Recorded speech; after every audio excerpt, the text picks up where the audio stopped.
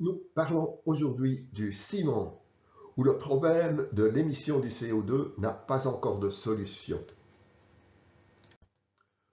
Au cas où vous ne le sauriez pas encore, la farine brute est du calcaire réduit plus du quartz et de l'argile. Le ciment, c'est le liant, et le béton contient du ciment, mais aussi du sable, du gravier, de l'eau, du fer ou de l'acier et éventuellement d'autres substances. Le clinker ou clinker de ciment est obtenu après chauffage de la farine crue à 1450 degrés. Le clinker broyé plus des additifs égale ciment.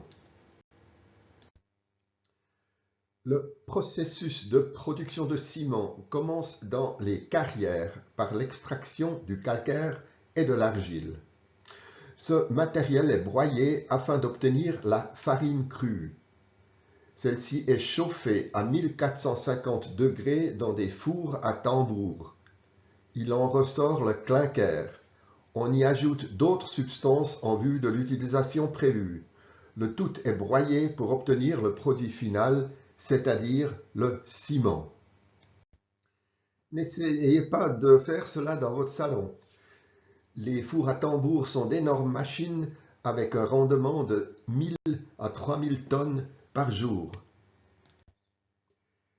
Exprimé sous forme d'équation, calcaire plus chaleur donne clinker plus CO2.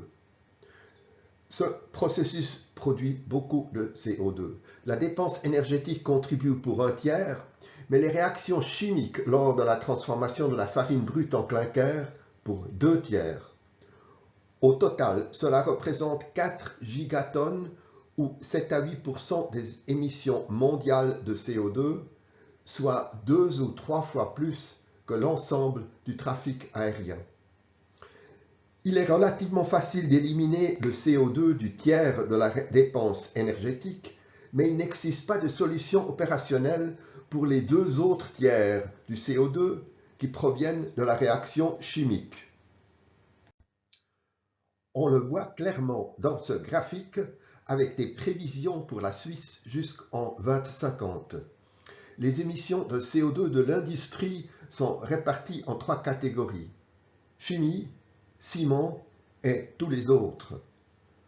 En 2050, seule l'industrie du ciment produira encore beaucoup de CO2.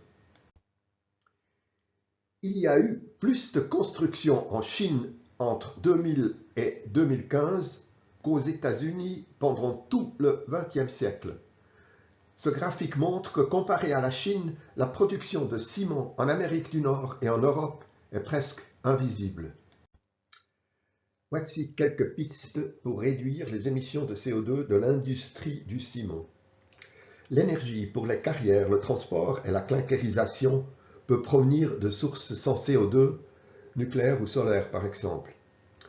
Quant à la libération inhérente de CO2, on place des espoirs surtout dans le CCS, Carbon Capture and Storage, c'est-à-dire le captage et le stockage du CO2.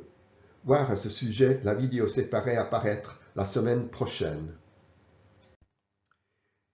Il y a aussi beaucoup d'idées pour produire du ciment avec moins d'énergie et pour réduire les besoins en ciment. Oxara est une spin-off de l'EPFZ et produit du ciment à partir de matériaux d'excavation avec moins d'énergie. On peut utiliser du basalte ou de la biomasse à la place du calcaire et économiser du clinker grâce à des additifs. Plus ambitieuse encore est la production de ciment sans émission de CO2 en utilisant des matières premières qui absorbent le CO2 de l'air ou de la mer, par exemple l'olivine, voire une autre vidéo de cette série. Et enfin, réduire les besoins en ciment grâce à la durabilité des bâtiments dits autoréparatoires ou self-healing.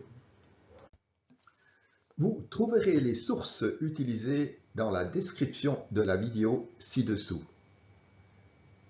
Si vous avez des commentaires ou des corrections, vous pouvez les faire via YouTube ou directement à bernard@hirschel.ch. Je vous remercie de votre intérêt et vous dis à bientôt.